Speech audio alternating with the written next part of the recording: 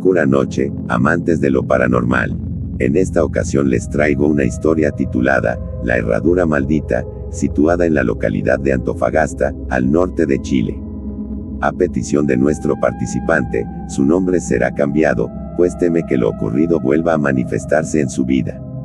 Fernando era un joven apasionado por el trekking. Disfrutaba frecuentar lugares abandonados y pasar largas horas explorando, incluso a veces se quedaba a pernoctar en el sitio, ya fuera en una carpa o en algún alojamiento que encontrara. Un día, en una de sus excursiones, llegó hasta la ex salitrera Chacabuco, en pleno desierto del norte chileno. Como era su costumbre, Fernando recolectaba objetos de los lugares que visitaba, como recuerdo de cada experiencia.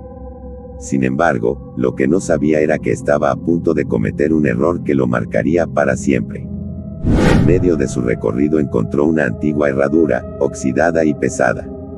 No lo pensó demasiado, la tomó y la guardó en su mochila, sin sospechar que pertenecía a un jefe de hacienda de aquella época, ni que aquel objeto cargaba una maldición. Esa misma noche, al regresar a su casa, comenzó a sentirse extraño. Mareos, sudor frío en las manos y una presión en la cabeza que no lograba entender. Creyendo que era insolación o algún malestar pasajero, decidió automedicarse. Pero el sueño nunca llegó. Cuando el reloj marcó las 3:33 de la mañana de la madrugada, Fernando escuchó golpes secos en la puerta de su casa. Confundido y alarmado, se levantó para revisar. No había nadie. Pensando que podía tratarse de una broma, cometió el peor error. Abrió la puerta en plena hora maldita.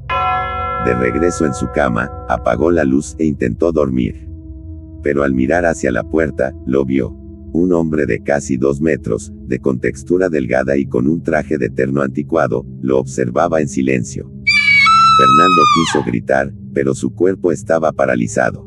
Permaneció así por casi media hora, sintiendo cómo aquella presencia lo asfixiaba con su sola mirada. Cuando por fin logró girar hacia la pared, pasó el resto de la noche en vela, con la certeza de que esa figura permanecía allí, vigilándolo. Al día siguiente buscó explicaciones entre amigos, hasta que uno de ellos le recomendó hablar con un sacerdote. Pero antes de hacerlo, llegó otra noche. Fernando, temeroso, se aferró a un rosario y lo colgó en el respaldo de su cama. A las 3:33 de la mañana volvió a suceder. Esta vez, la cama comenzó a levitar lentamente, moviéndose de lado a lado.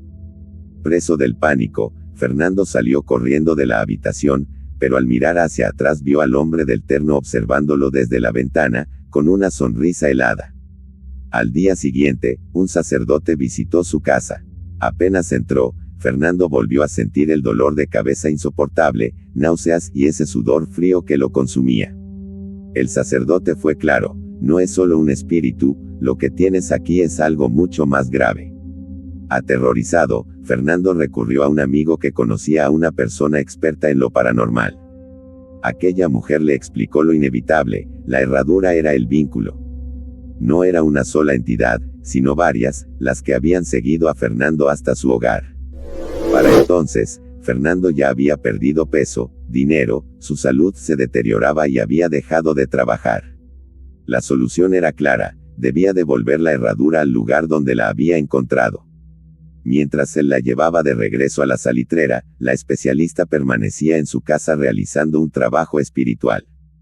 Cuando Fernando volvió, encontró su hogar patas arriba, platos rotos, muebles volcados, electrodomésticos destruidos, y un penetrante olor a azufre que permaneció durante días. La mujer, agotada y a punto de desmayarse, le confesó que había combatido al menos a 3 demonios que se habían aferrado a su hogar, y que apenas había logrado expulsarlos.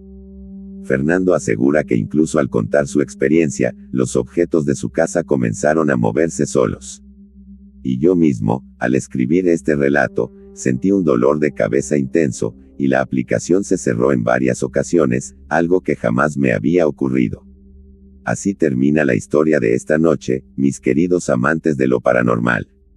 ¿Y tú, te atreverías a recoger algo de un lugar abandonado? Oscuras noches, hasta pronto.